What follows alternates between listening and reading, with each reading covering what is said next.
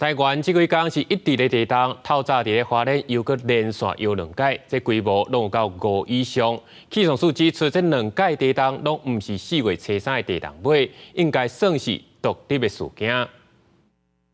地区又搁翻新，台湾东部海峡翻点过2点11分，发生规模5.6的地动，上大的震度伫咧花莲县盐寮、南投县合欢山3级。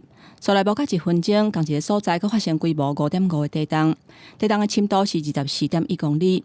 地动中心伫咧花莲县政府东边24.1公里的所在，全台湾的震度是1级至2级。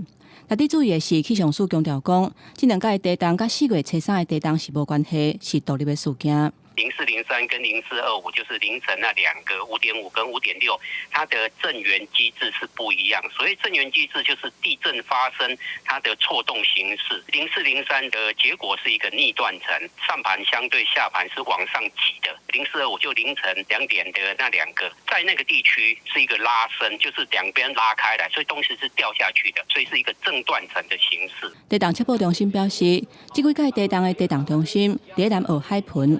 南部海盆是菲律宾海板块向下骹移落后啊，大陆板块下骹形成的海盆，所以现在有地动伫发生。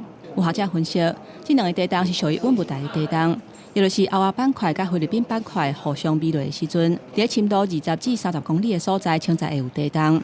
4月初3甲4月23的地动所在是无同款的。震源的位置不一样，另外一个是深度，它也不是很深，但是它就是位在2个板块互相隐没的那个界面上的地震。5.6的话，相当于0.125颗，规模0.62的那个地震的能量。规模5.5的话，大概就是0.088颗，所以合起来大概总共就是0.2颗的那个能量的释放。若是安怎，即届翻点过南澳这2个地动，会互北部的民众感受真明显。大文山讲，因为台北市盆地有放大的效应，所以感受会较大。